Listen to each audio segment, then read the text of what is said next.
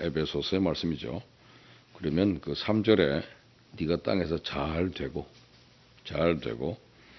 네가 이 땅에서 장수하리라 그랬죠. 잘 되고 장수한다 하는 약속이 부과된 첫 번째 명령은 부모를 공경하라는 말씀입니다. 그래서 자녀들아 내 부모를 주 안에서 복종하라. 이것이 옳으니라. 내 어머니와 아버지를 공경하라. 영어 성경은 honor, 명예를 높여줘라 그 말이죠. 영어 단어에 look up to, 존경하다는 표시가 있고요. look down upon 그러면 경멸하다. look at 그럼 바로 바라보다예요. 그러니까 동등한 자격으로 바라는 것은 look at 그죠? look down upon 하면 경멸하는 겁니다. 여러분 내 부모를 불쌍히 여기라고 그랬나요? 이것은 공경하라 그랬습니다. 존경하라.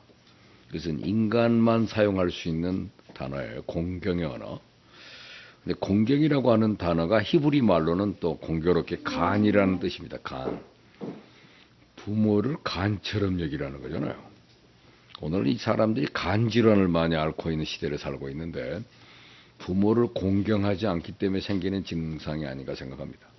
네 부모를 공경하라. 그러면 네가 이 땅에서 잘 되고 이 땅에서 장수하게 된다 하는 말씀입니다. 부모를 공경한다는 거 잘 아는 얘기지만 다시 한번 하나님의 말씀이고 명령이기 때문에 그 말씀 같이 상고하려고 합니다. 부모를 공경하라는 말씀 가운데 특별히 오늘 그 구약 성경에 있는 사무엘하를 들어서 이 말씀을 기본적인 텍스트 배경으로 삼으려고 그래요. 근데 우선 여기서 자기가 세운 아버지 상이 어떤 건가를 한번 물어봅니다. 나에 대한 아버지에 대한 이미지. 아버지에 대한 이미지가 어떻습니까? 어떤 사람이 쓴 글에 보니까 4살 때는 아버지는 전지전능하다. 모르는 것도 없고 못하는 것도 없다. 힘도 참 되게 세다 이렇게 생각을 합니다. 근데 10살쯤만 되면 또 생각이 바뀌더라고요. 아시안 게임을 이렇게 같이 아들하고 보고 있는데 무슨 그 멋진 그 체조 경기라든지 뭐 이렇게 나오면은 옆에서 그래요. 아빠도 할 수 있어요. 그러더라고요. 아니 못하는데 그러면 못하시는구나 그러고 자꾸 매 순간순간마다 아빠 할 수 있어요. 그럼 아니 나 못하는데 그럼 아버지도 못하는구나. 자꾸 이게 비하시키는 말을 해요. 12살 되면요 아는 것도 별로 없더라 그러더래요. 14살쯤 되면 이제 생각하는 것이 모두 꿀이다. 구식이다. 마음에 안 든다 그러고 21살쯤 되면 아버지는 영 골통품이다. 25살이 되면 생각이 조금 달라진답니다. 제법 아는 것도 있는 것 같다. 30살이 되면 좀 달라져서 내가 결정할 이 문제를 놓고 아버지와 의논하고 싶다. 그런 생각이 든대요. 그러다 이제 30이 지나고 50세가 되면 역시 아버지는 훌륭했다. 60이 넘으면 나는 아버지만 못하다. 아버지는 정말로 훌륭하고 모든 것을 아는 분이었다. 이렇게 생각에 성숙이 온다는 겁니다. 여러분 아버지를 어떻게 생각하십니까? 여러분이 세운 아버지 상만큼 우리의 존재는 평가를 받습니다. 저희 아버님은 저희 선친에게 표현할 때 그 사람의 말을 들어보면 그 사람의 인격을 어느 정도 성숙됐는지 판단할 수 있는 근거가 된다는 얘기죠. 왜냐하면 그분이 뿌리가 되기 때문입니다. 자꾸 아버지를 격화시키면 내 자신도 격화됩니다. 아버지를 높은 분으로 높이는 순간 내 존재의 위치도 높아진다는 것을 잊어서는 안 됩니다. 그렇다고 해서 이북 사람같이 높이라는 얘기는 아닙니다. 그냥 모두 다 김일성 아버지를 숭상하고 사는데 그것과는 우리하고 좀 다른 의미입니다. 어떻든 아버지 이미지라는 것은 요새 와서 형편없이 땅에 떨어지고 있습니다. 그러나 우리 아버지 이미지에서 우리는 공의, 선, 질서를 배웁니다. 우리는 어머니 이미지에서 사랑을 배우고 은혜를 배우고 자비를 배웁니다. 최근에 어떤 신학자가 삼위일체론을 다시 한번 설명하면서 하나님 성부 아버지, 아들 예수 그리스도, 그 다음에 어머니 성령님 얘기를 하더라고요. 성령님은 위로해 주시고 대변해 주시고 길을 인도해 주시고 중지하시는 역할을 하니까 성령님이 바로 어머니 영이 아닌가 그래요. 의미 있는 선택이라고 생각합니다. 잘 해석한 거예요. 성령을 받아라 그 말은 어머니의 영이거든요. 그래서 아버지와 아들과 어머니, 그것이 우리의 하나님의 이미지입니다. 특별히 성경에서는 하나님을 우리가 아버지라고만 부르잖아요. 근데 아버지라는 단어를 하나님을 설명하는 계시적 용어로 사용합니다. 그렇게 까닭에 우리가 가던 이 father 이미지, 아버지 이미지가 하나님을 이해하는데 결정적인 역할을 합니다. 종교 개혁자 마틴 루터가 그 아버지가 굉장히 엄했다고 합니다. 너무 엄해서 그냥 째깍하면 때리고 호령하고 폭군적인 아버지예요.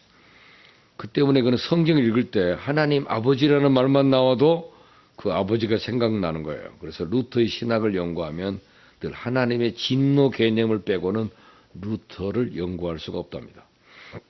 하나님은 아주 무서운 하나님으로 그렇게 묘사되기 때문에 그는 바로 그가 지닌 아버지 상에서 그런 철학, 그런 신학, 그의 신앙 구도를 물려받게 됩니다. 그런데 신약 성경에 보면 예수님께서는 탕자의 아버지를 하나님으로 소개했습니다.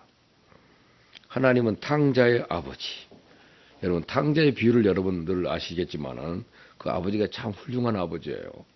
좋은 아버지입니다. 이 둘째 아들이 재산을 내놓으라고 그러잖아요. 왜 돈을 주어서 집을 나가게 하실까라면 생각하게 됩니다. 안 주면 못 나갈 거잖아요. 그런데 왜 유산까지 나눠줬을까? 그 아들이 얼마나 돈 내달라고 못되게 놀았겠습니까? 성경이 없지만 우리가 알만하잖아요. 얼마나 못되게 놀았으면 그래라 그래 나 죽은 다음에 주려고 했지만 지금 가지고 가나 그때 가지고 와라 마찬가지다. 가지고 나가봐라. 아버지 세상 떠나기 전에 유산을 잘라서 줍니다. 그리고 내보내서요. 천하의 못된 자식한테 왜 재산을 줘서 내보냅니까?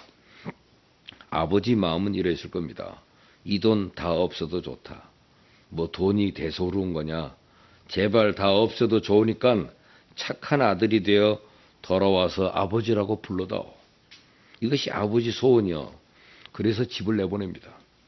나가서 무엇을 했는지 뻔히 알잖아요. 어떻게 될 거 뻔한 일인데도 불구하고 그 아버지는 그 아들을 기다립니다. 오늘이나 내일이나 그대로 기다려요. 꼭 돌아올 줄로 믿고 살아올 줄로 믿고 기다리는 아버지의 모습. 아들은 아버지를 못 알아볼 때 오히려 아버지가 아들을 알아보고 상가가 먼데 서로 간의 거리가 먼데도 먼저 알아보고 나가서 끌어안는 아버지. 그것이 예수님이 우리에게 소개해주는 하나님의 이미지입니다. 이 못된 자식을 뭐라고 그렇게 기다립니까? 왜 그를 영접하고 잔치를 베풀어 줍니까? 누가 뭐라고 하든 말든 내 아들이 살아서 돌아왔다. 잃었다가 얻었다.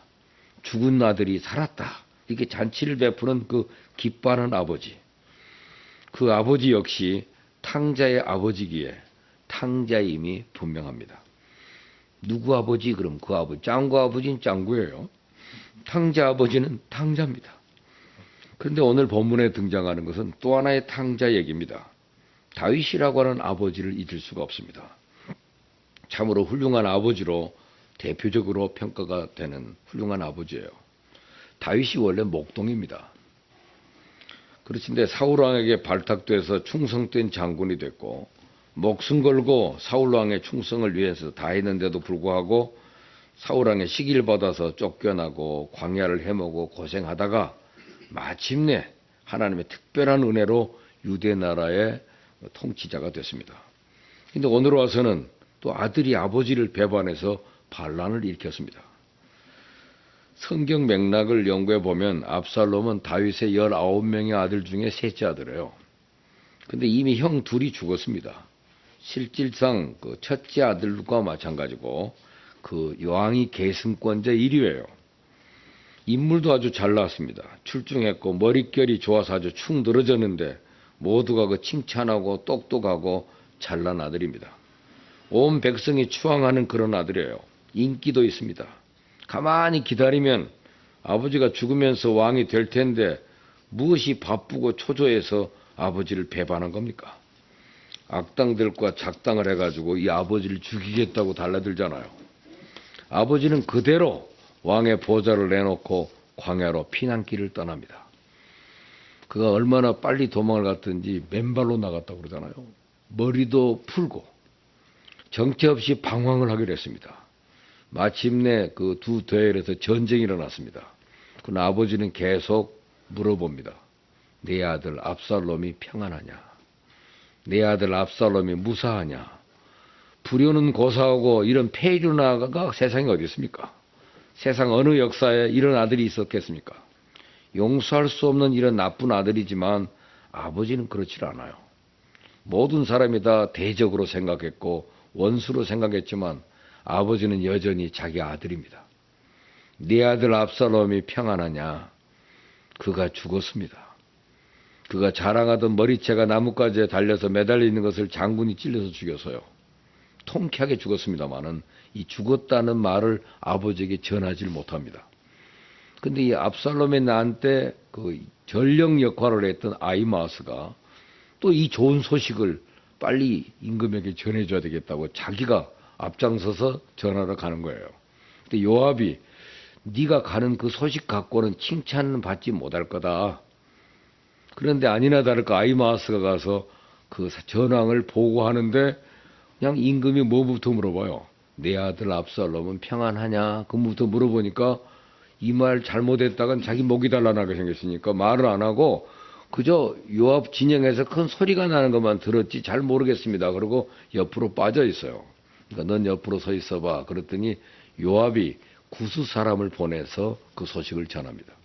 구스란 말은 에티오피아 사람이에요. 에티오피아 흑인이니까 그 사람 용병이란 말이에요.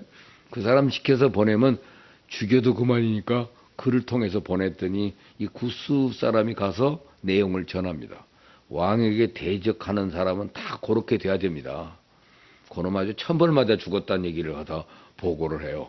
그랬더니 화를 내기는커녕 압살롬에서 우는 장면이 오늘 그 33절의 말씀이죠. 내 아들 압살롬. 영어 성경은 아주 더 처량합니다. Oh my son 압살롬.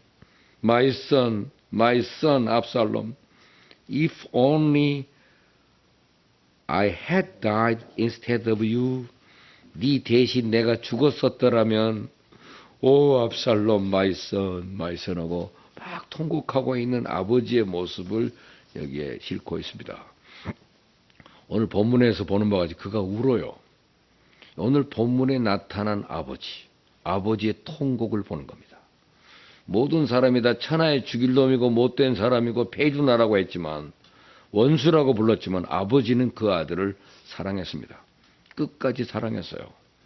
왜 그가 피난길을 가야 했습니까? 왕의 보좌를 내놓고 피난을 간 이유가 뭡니까? 우리가 성경에 보면은 그 다윗은 전쟁에 패한 적이 없는 임금입니다. 무적의 왕이에요. 근데 아들한테는 전쟁을 안 하고 도망을 갔어요.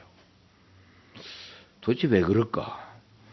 그는 이 모든 일이 하나님께로 말미암았다고 생각하기 때문에 신앙적으로 이 사건을 받아들이는 겁니다. 왜냐하면 그가 밧세바라는 여자에게 취하여 그 남편 우리아를 죽인 일이 있어서요. 자기 밑에 있는 충성된 장군 아내를 빼앗기 위해서 죽였습니다. 이 사건을 나단 선지자가 책망하면서 당신 집에 칼이 떠나지 아니하리라는 말씀을 한 적이 있습니다. 이 말씀을 가슴 깊이 새기고 있었어요. 그리고 많은 세월이 흘렀습니다. 형제들 간에 다투면서 죽이는 일이 생깁니다. 그럴 때도 이것이 하나님이 내게 주신 심판이라고 생각하고 아들이 아버지의 첩을 강간하는 일도 있었습니다. 그래도 이것도 하나님이 내게 주신 심판이라고. 그가 피난길을 나설 때 시므이라고 하는 사람이 다윗을 저주했습니다. 옆에 있던 장군이 그대로 칼을 들어서 목을 치려고 하니까 아서라 그러지 마라. 하나님이 저를 저주하리라. 하기 때문에 하는 것 아니겠냐. 하나님 앞에서 받는 채찍이고 심판이니까 나무라지 마라. 하나님이 저를 통해서 나에게 욕하라 했다면 욕을 받는 거지. 그리고 훌쩍 떠나서 정치 없는 피난의 길을 광야로 들어갑니다. 그리고 방황하는 거예요. 그리고 그가 하는 말을 보세요. 자, 일어나 도망가자. 평소에 안 하던 말을 자꾸 합니다. 다윗 편에도 장군이 많아요. 얼마든지 압살롬과 그 일당을 제압할 수 있지만은 그러질 않아요. 그리고 보좌를 놓고 그는 도망을 갑니다. 여기 중요한 문제가 여기 있습니다. 이 아들의 행위, 이와 같은 폐륜이 자기 자신으로부터 말미암았다고 생각하기 때문에 그렇다고 말해요. 아들이 잘못하고 있는 게 아니라 내 죄 때문에 저 아들이 이런 아들이 되어졌다고 생각을 하는 겁니다. 오히려 아들이 어렸을 때 잘못된 것을 보았고 내가 좋지 못한 본을 보여줘서 그 결과로 이 같은 일이 일어났다고 믿기 때문에 그 아들을 나무라질 않아요. 너도 피해자다. 이런 생각을 하고 그는 집을 나서게 된 겁니다. 어떤 집에 아들아이가 속을 어지간히 썩여요. 말썽도 많이 부리지만 공부도 안 하고 집 나가고 걸핏하면 가출입니다. 그 어머니는 속이 상해가지고 심지어 목사님 찾아와서 너무 답답해가지고 상담을 해요. 애가 또 가출했어요. 또 말썽입니다.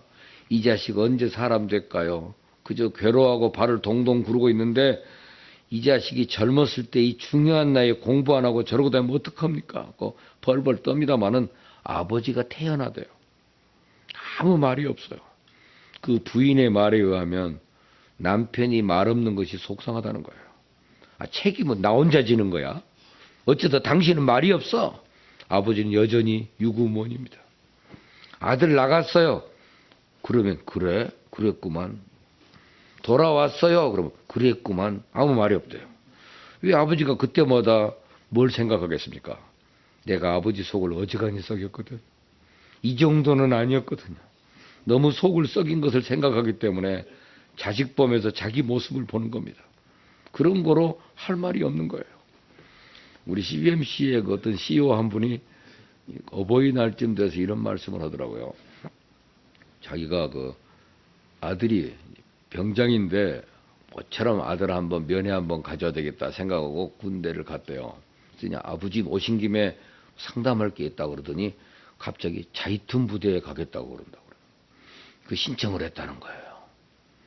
근데 갑자기 그냥 머리가 쭈삣해지. 이놈아 미쳤냐? 제대하면 그만인데 뭘 하고 그 자이툰 부대를 또 가. 아버님 가면요 수당도 많이 나오고 뭐 경력도 좋고 괜찮. 쓸데없는 소리 하지 마. 그래서 아버지 무슨 말 하세요? 좋은 일 하는데.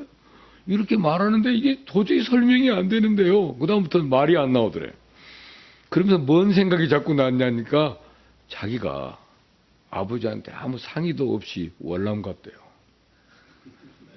자기는 살아서 돌아왔기 때문에 자랑스럽게 생각하고 지금까지 있었는데 이 말을 듣는 순간 우리 아버지가 나 때문에 얼마나 마음이 아팠는가를 그때 깨달았다는 거예요. 이게 아니 자이툰 부대 요새 같으면 괜찮은 데인데도 자이툰 부대를 간다고 그러는데 갑자기 그냥 아버지의 마음이라는 것을 여태까지 몰랐다는 겁니다. 그러다가 그 아들의 그 말을 들으면서 아이고 저한테 그러더라고요. 내가 말도 안 하고 월남 갔거든요.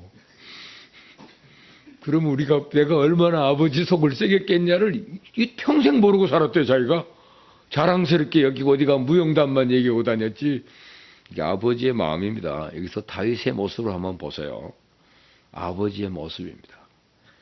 자녀의 모습을 보면서 자기 얼굴을 보고 회개하는 마음으로 묵묵히 참고 있는 겁니다.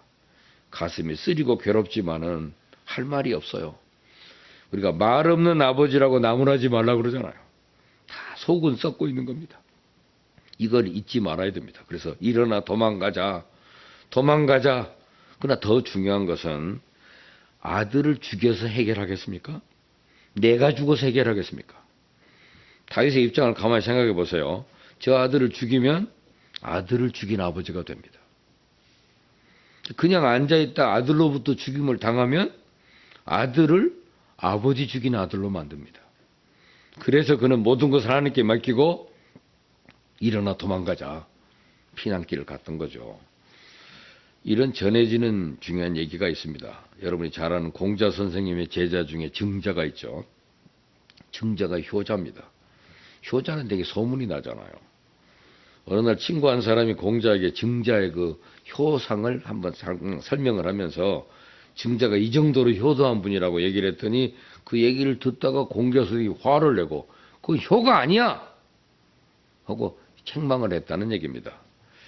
그는 부르자구만 하고 증자를 데려다가 혼을 냈다는 얘기가 있습니다. 무슨 말이냐면 이 증자가 어느 날 아버지와 함께 참외밭을 매는데 참외 밭을 매다가 실수로 참외 뿌리를, 그 참외 넝쿨 뿌리를 끊어버린 거예요. 아버지가 아니 김 맨다고 하다가 참외를 죽여? 그래가지고 그냥 얼마나 나무라든지 때리기를 시작하더니 옆에 몽둥이가 있으니까 몽둥이를 들고 패버리더라는 거예요. 그러니까 얘는 그 중자는 나는 잘못했고 아버지가 화를 내니까 때리고 싶은 대로 때리세요 하고 화가 풀릴 때까지 때리라고 그대로 맞았대요. 그게 몽둥이가 있으니까 몽둥이로 때리고 나중에는 맞아가지고 기절을 해버렸답니다.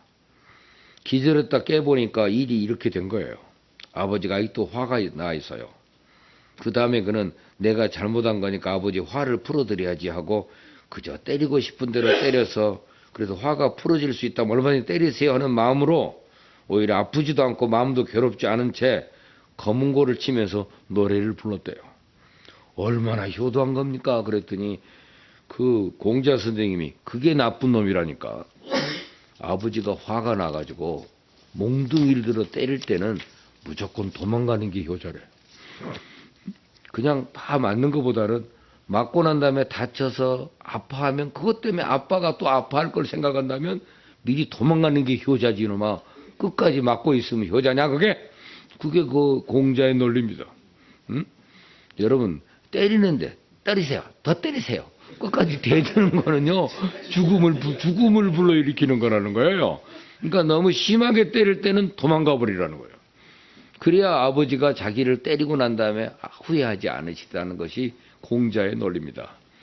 그 순임금의 예를 들어서 공자가 설명을 했답니다. 아버지가 많이 때리다가 이게 화가 나니까 갑자기 그냥 몽둥이로 때리니까 그때는 무조건 도망가 버렸대요. 그래서 그 순임금의 예를 들면서 그것이 효자지 아버지가 때리고 난 다음에 어긋난 아들을 바라보면서 아버지가 마음으로 자기 스스로 실망하고 스스로 슬퍼하는 일을 하는 것은 올바른 자세가 아니라 그 말이죠. 그래서 오늘 다윗은 피난길을 간 겁니다.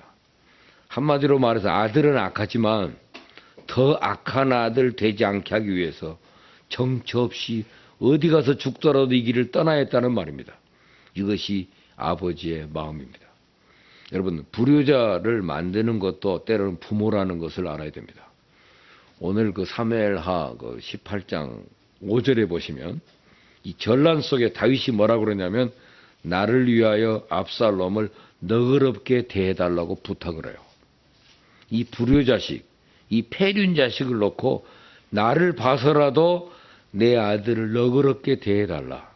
그리고 오늘 본문에서 보는 바와 같이 아들이 죽었다고 하니까 압살롬 내 아들 압살롬 너 대신 내가 죽었어야 하는데 하고 울고 있는 겁니다. 그러면서 그는 기다린 겁니다. 이런 와중에도 돌아오기를 믿고 있었던 아버지, 이제라도 회개하고 참 사람 되기를 바라는 아버지, 참 아들이 되어주기를 간절히 바라고 기다렸던 아버지의 마음입니다. 수년 전에 그 중앙일보에 나왔던 기사예요. 그 미화원을 하고 있는 아버지가 어떤 날 아들이 아주 높은 고급 브랜드 청바지를 입고 다니는 거예요. 자기가 돈 준 일이 없는데 그래서 너 어디서 나서 이것 입었냐고 호되게 나무라니까 애가 불었어요. 전철역에서 남의 돈을 훔쳤다는 겁니다. 그래서 아버지가 그래 아무리 가난하고 어렵다고 남의 돈을 훔쳐? 이놈아 붙들고 울고 그래서 안 된다고 그를 끌고 파출소에 갔어요.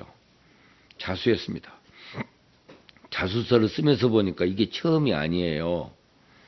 그전에도 또 한 일이 있었어요.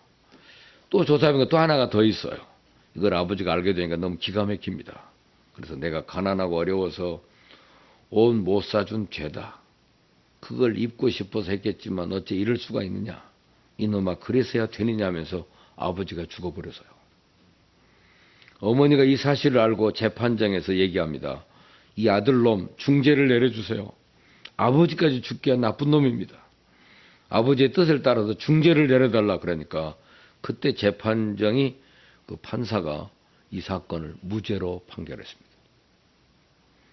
무죄 선언. 모두가 깜짝 놀랐어요. 판사가 이런 말을 했습니다. 우리는 이처럼 훌륭한 아버지의 아들이 절대로 잘못될 수 없음을 믿고 있기 때문에 무죄로 선언합니다. 훌륭한 아버지가 있으면 그 자식은 잘못될 수가 없습니다. 여러분은 아버지를 어떻게 생각하십니까? 여러분이 세워놓은 아버지 위상만큼 내 존재가 있음을 알아야 한다는 사실입니다. 문호 빅토르 위고의 소설 가운데 93라고 하는 책이 있는데 그 중에 나온 얘기입니다. 프랑스 혁명 이후 프랑스가 큰 혼란에 빠졌고 모든 백성이 빈곤에 허덕입니다. 그때 어느 부대가 이동을 하면서 군인들이 숲속을 통과하고 있는데 거기 기아에 지쳐 쓰러진 아주머니가 세 아이를 데리고 쓰러져 있는 걸 봅니다.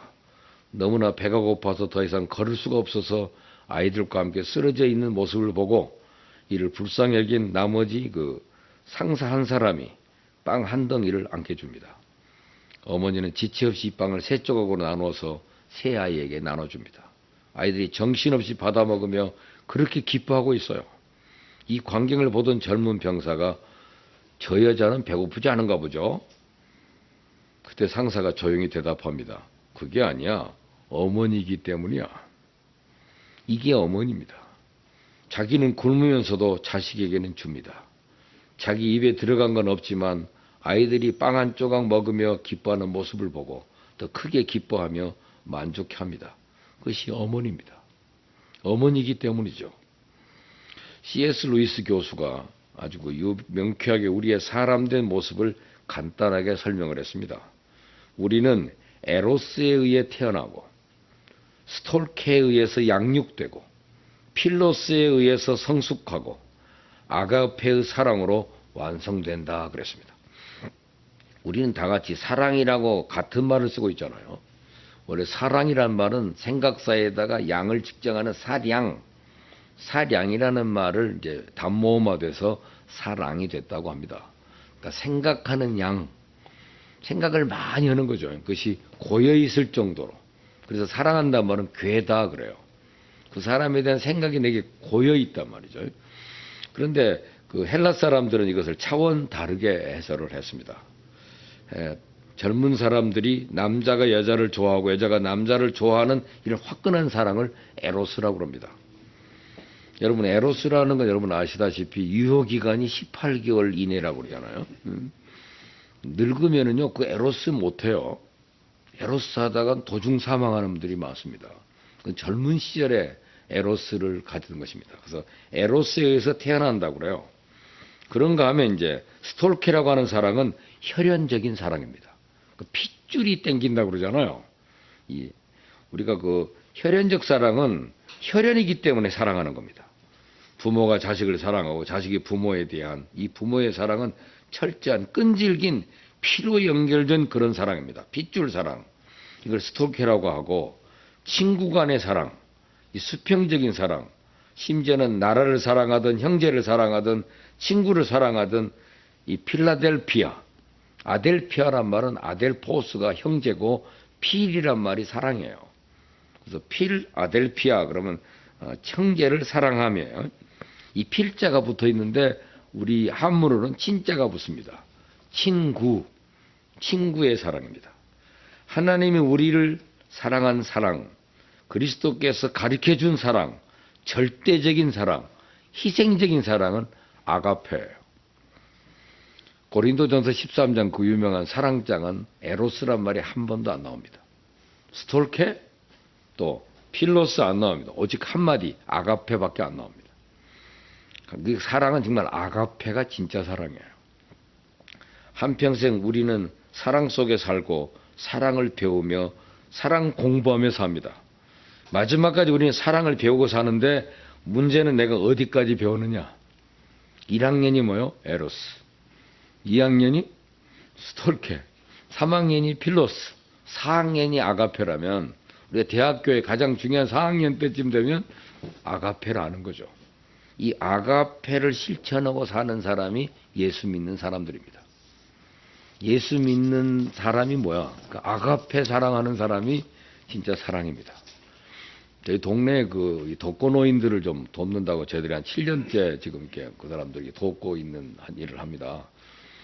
동네 그 동해에서도 돕지 못하는 사람들 또는 법적인 제약이 있어가지고 이미 자식은 있는데 자식한테 아무 돌봄을 받지 못하는 부모들을 자기들의 행정적인 손이 닿지 않는 사람만 골라서 저희들이 지원을 해요.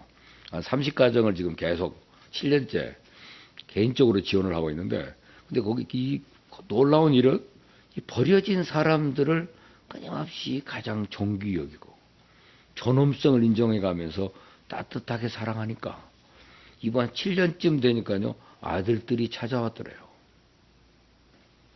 어버이날 되니까 아버지가 그립다고 찾아왔더래요. 자식들이 돌아와야잖아요.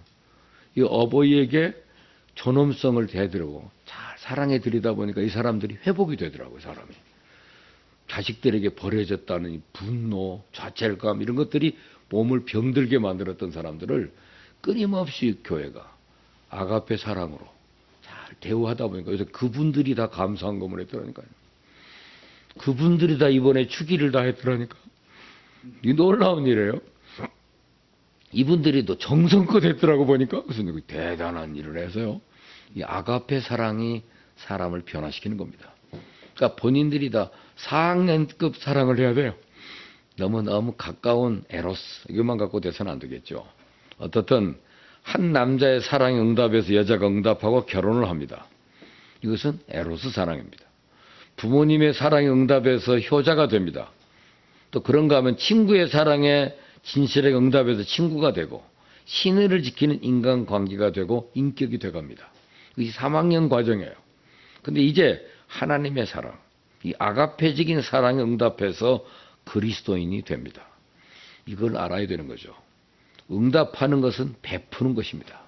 이 사랑을 알고 이 사랑을 실천하고 부모의 사랑을 받아서 자식을 사랑하고 남편의 사랑을 받아서 남편을 사랑하고 친구의 사랑 속에서 친구를 사랑하고 하나님의 사랑을 알고 응답하며 하나님을 사랑하는, 그래서 예수님께서 하신 말씀 아가파테 알렐루스 카도스 해가 페사 휴몬 이런 말씀이 있어요. 내가 너희를 사랑한 것 같이 너희도 서로 사랑하라. 내가 너희에게 한 사랑은 아가페다. 그래서 아가파테 알렐루스 아가페 사랑을 하라. 베풀라. 여러분의 생애에 이것이 아가페였다. 이것은 아가페 사랑을 한 것이다. 여러분 몇 번이나 그런 사랑을 해보셨습니까? 아가파테 알렐루스. 이쯤 되면 저 한번 따라서 할 만도 하잖아요. 아가페 사랑을 하라 그 말이죠. 내가 너에게 베푼 사랑이 이것이니 너희도 이 사랑을 하라 그래서요. 여러분이 잘 아시다시피 유명한 요한복음 21장에 보면 베드로에게 예수님이 3번 사랑을 질문해요. 네가 나를 사랑하느냐? 한 국어 성경에는 네가 나를 사랑하느냐예요. 근데 헬라어로 보면 네가 나를 아가페 사랑하니 그렇게 질문해요. 그때 베드로가 대답을 저는 필로스밖에 못합니다 하고 대답을 해요. 두 번째도 네가 나를 아가페 사랑하니 그랬더니 저는 필로스밖에 못해요 그래요. 세 번째는 예수님이 급을 낮춰요. 3학년급으로. 네가 나를 그러면 필로스라도 사랑하냐 그러니까 그 말 때문에 심히 근심하며 베드로가 고민하다가 그래도 저는 필로스밖에 못합니다 하고 대답을 해요. 그렇게 그 요한복음에 기록이 되어 있는데 우리 그 한국어 성경을 보는 사람들은 흑백 테레비 보는 사람이라 그럽니다. 헬라어로 성경을 보면 칼라 테레비로 본다고 그래요. 3D로 보는 것 같잖아요. 언어 개념이 각각 달라요. 우리가 어떤 수준의 사랑을 하느냐 그 말이죠. 정말 아가페적인 사랑을 해본 일이 있느냐. 희생이 담긴 사랑입니다. 그래서 내 인간됨의 수준이 결정이 됩니다. 인간의 죄 중에서 가장 무서운 죄가 뭐예요? 사랑에 대한 배신입니다. 높은 사랑, 하도 귀한 사랑을 받고 그것을 배신한다면 이건 용납할 수가 없어요. 저희 주일학교 때 들었던 얘기인데 저희가 이 얘기 듣다가 듣고 난 다음에 많이 울었던 기억이 납니다. 홀로 된 어머니가 아들 하나를 키우면서 정성을 다해서 힘든 일 다해가며 돈 벌어서 이 아들 서울로 유학을 보냅니다. 근데 이 아들이 보고 싶어서 못 견디겠어요. 편지도 쓸 줄 모르고 요새처럼 전화도 안 됩니다. 그저 아들이 보고 싶어 견딜 수가 없어서 아들을 보러 서울로 왔는데 아들이 다니는 학교 교문에 서서 하루 종일 기다립니다. 아들이 자기 애인하고 같이 손잡고 나오고 있더라고 그래요. 반가워해서 아들의 이름을 부르니까 애인이 남자에게 묻습니다. 저 여자 누구야? 이 아들이 하는 말이 그 우리 집에 오래전에 있던 식모야. 이 말을 듣고 어머니는 그대로 돌아서서 눈물을 흘리며 집으로 내려갔다는 얘기. 주일학교 때 그 얘기를 듣는데 왜 우리가 그렇게 눈물을 흘렸는지 몰라요. 그러면서 옛날에 그 들려주는 말씀 가운데 어른들이 사랑은 배신하지 않는 거다. 그런 얘기를 했는데 그 주일학교 때 배웠던 얘기예요.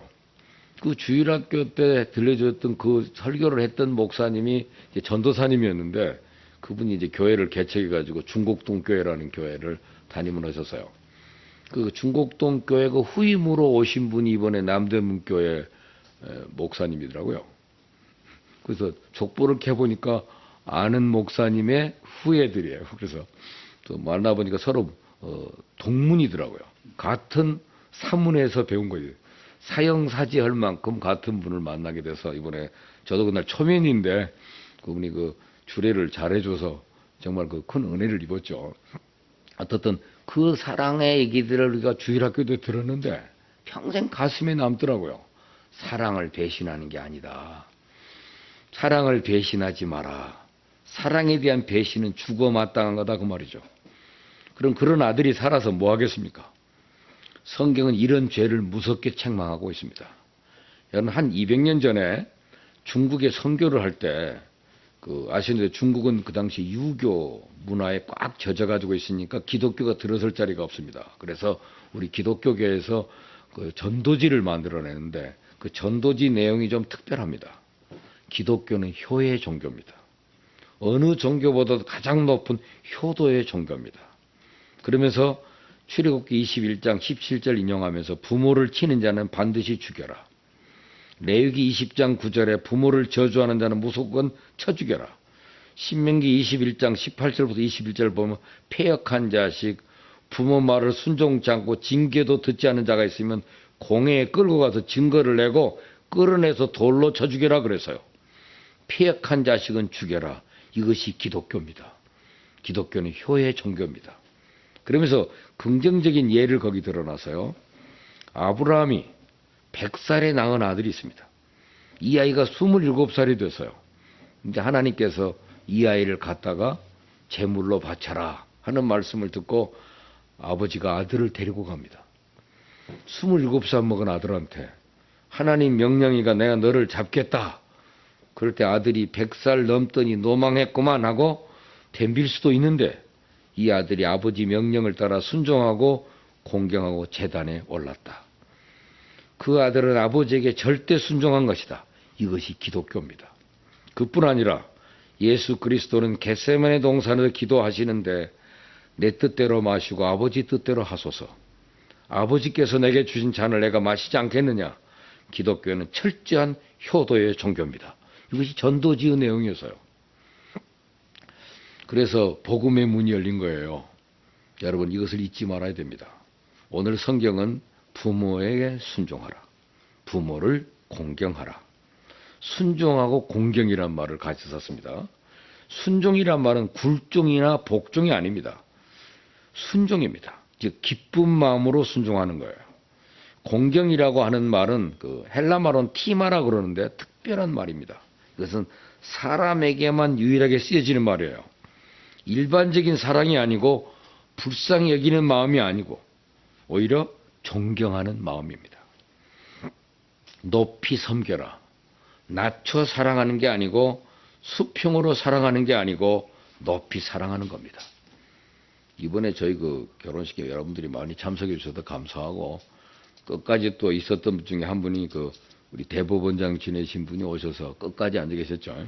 근데 저는 그분 때문에 그 효를 많이 배웠습니다. 그분은 자기 그 외아들이거든요. 근데 어머니가 그때 독일 그 판사들 교육받고 오는 때 돌아갔다 오자마자 어머니가 저희 교회 그 나오셨는데 아들아 네가 나를 사랑하냐? 그럼 어머니밖에 몰라요. 그분은 어머님인데 그러면 너 예수 믿어라. 그 말 듣고 그냥 개척교회 같이 나온 거예요. 어머니가 돌아가실 때 제가 장례를 집행했습니다. 근데 그 칠성판 세 번째 칸 별려놓고 예배 드리고 있다가 그분이 이제 마지막 흙 덮기 전에 갑자기 뛰어내려가더라고. 그랬더니 그 관을 붙잡고 어머님 우리 천국에서 만나요. 그러면서 그 장례식 내내 그 어머니의 육성 테이블 옆에서 틀어놓고 있는데 얼마나 가슴을 울렸는지 몰라요. 그때 저희 그 작은 교회 한 50명 모이는 교회인데 그때 그 장례식이 2개가 생긴 거예요. 그래서 한 사람 막그 요새 초신자인데 그 어머니가 돌아가셨다니까 또 부자예요. 그래서 장례를 치러준다고 우리 담임 목사님이 가시고 저보로는 저는 전도사인데 그 잘 아시니까 그로 가라고 그래서 제가 송추에 있는 그 장례하는 곳에 제가 가서 장례를 했습니다. 그때 고법 부장판사이기 때문에 거기까지 오신 장지 오신 분들이 한 100여 명 되더라고요, 판사들이. 굉장히 그 많은 분들이 그 오셨죠. 그래서 제가 설교를 한 적이 있었는데 그 다음에 그 장례를 지나고 1년 후에 추도 예배도 제가 가서 인도를 했습니다. 그 아버지가 계신데 굉장히 까다로운 유교에 쩔은 분이죠. 그러니까 절대 제사 지내야지 추도 예배 못 드린다 그래서 저하고 담판을 했어요. 제가 그때 석사기 논문을 고향 조상 숭배에 관한 연구를 해가지고 유교와 이쪽 부분의 얘기는 한 200권 책을 읽었어요. 그래서 제가 가서 효경하고 논어로 잘 얘기했던 이분이 그럼 추도예배 하는 게 좋겠다. 그래서 추도예배를 드린 적이 있습니다. 근데 그분은 어머니가 돌아가실 때 자기가 다 염을 했어요. 그리고 화장까지 다 해놓고 어머님이 돌아간 데 얼굴이 그렇게 하늘 가는 얼굴, 좀 환한 얼굴이었다는 것이 감사해가지고 있던 그분이고 그 며느리 되는 그 고은숙 권사님은 이렇게 장 보고 오면요. 그 장바구니를 또 어머니 앞에 갖다 놓고 거기서 하나하나 설명하는 거예요. 팥값이 얼마 올랐고요. 마늘이 요만큼 올랐고 호박이 이게 800원이래요. 그 하나하나 다 설명해요. 그래 노인이 궁금하지 않다는 거예요. 그분들이 굉장히 그 효성을 바치는 분입니다. 그래서 우리가 저도 전서에 나도 저렇게 살아야지. 이분한테 굉장히 그 많은 효를 배웠어요. 효를. 그리고 그 어머니에 대한 사랑. 어머니가 야, 너 예수 믿어라. 아무 조건 없이 예수 믿는 거예요. 그것이 그 순종하는 거잖아요. 순종. 귀하게 여기는 겁니다. 조지 워싱턴 잘 아시잖아요. 어린 학생들에게 꼭 중요한 얘기. 어버이 주일 때마다 어머니 주일입니다. 미국은 지금도. 어머니 날이지 어버이는 한국만 지금 생긴 일이고 마더스 데이에 그 중요한 예화 하나가 조지 워싱턴 얘기입니다. 이 워싱턴이 원래 선원이 되고 마침내 선장이 되고 바다를 헤쳐나가는 그런 사람이 되겠다고 꿈을 꾸고 그래서 하인들과 함께 배를 타러 떠납니다. 마지막으로 어머니를 만나는데 큰 뜻을 품고 집을 나가는 아들을 말릴 수는 없고 아들의 손을 잡고 그대로 울기만 했답니다. 줄줄 우는 거예요. 워싱턴이 그때 생각을 바꿨답니다. 내 어머니를 슬프게 하고 어머니 눈에 눈물 흘리게 하고 내 꿈을 좇을 수는 없다. 꿈을 포기하고 짐을 내려라. 다시 짐을 풀어놓고 어머니에게 순종을 했습니다. 마침내 그는 미국의 유명한 대통령이 됐던 사실을 어린아이들에게 어렸을 때부터 어버이날만 되면 가르쳐주는 얘기예요. 그가 어머니를 떠났더라면 그저 잘해서 선장됐을 겁니다. 그는 큰 뜻을 다해 다 준비했지만 어머니를 따르기로 결심을 합니다. 그것이 부모를 공경하는 자세입니다. 저희들은 그 교회에서도 배웠지만은 그래서 어머님에게 늘 11조 했다니까요. 저는 막내 아들이지만 어머니 제가 모시면서도 11조 하니까 형제들도 다 같이 11조를 해서 어머니가 사실 빵빵해요. 11조는 부모님을 하나님처럼 섬긴다는 뜻이에요. 그래도 내가 여러 자식들이 다 11조 하면 그거에 11조는 우리 교회에다 바쳐야 됩니다. 제가 그랬어요. 우리 어머니. 그래서 저는 한 달에 한 번씩 아버지 어머니 묘에 꼭 다녀옵니다. 그래서 어저께도 거기 다녀왔는데 잠깐 시간이 나면 갔다 오면 한 달에 한 번 정도는 갈 수 있겠더라고요. 공원묘원이기 때문에 가면 여러 가지 생각을 하고 그 아버지 시대에 살았을 때와 저와를 비교해 보면서 조용히 좀 묵상하면 모두 생각들이 잘 정리되더라고요. 형제들이 다 가는 건 아니에요. 제가 혼자 갔다 오면 그 사진 찍어갖고 이 카페에다가만 올립니다. 무덤이 어디 도망갑니까? 잘 있음. 상황, 계절의 변화가 어떻게 됐음만 이렇게 한 번씩 보여주는 일을 하는데 중요한 일이죠. 저도 지금 생각하면 우리 어머니가 정치에 나가려고 했더니 어머니가 전화 와가지고 하나님이 생명 걷어갈지 모른다. 너는 목회자가 되지 딴짓 하지 마라. 그래서 공천 포기했어요. 늘 마음에 그게 억울했는데 지금 돌이켜보면 그게 은혜더라고요. 어머니가 더 지혜로우니까. 제 가족도 한 분도 무슨 선거에 나가기로 해가지고 기자회견 끝냈는데 어머니가 기도하시다가 너 그거 나가면 안 되겠다. 나가지 마라. 그 말을 못 전하겠다고 저한테 말하더라고요. 그래서 제가 형한테 말하고 형이 직접 어머니하고 통화하게 했더니 그날로 접었어요.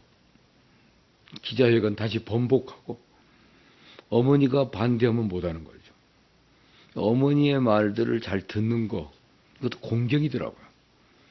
누가 장례식을 당했다 그러면 저희 어머니가 그 집은 가야 된다. 그러면 우리 삼형제가 다 거기 가 있어요. 아무도. 저희들은 심지어 너희들은 정씨하고 결혼해라. 그래서 우리 삼형제가 다 정씨하고 결혼했습니다. 지금. 만나면 삼형제가 우리는 밖에서 밥 먹는 사람은 다 이씨고 부엌에 있는 사람은 다 정씨예요. 어머니 무슨 툭 던지는 말인데 은혜예요. 오늘 이 말씀 매우 중요한 의미입니다.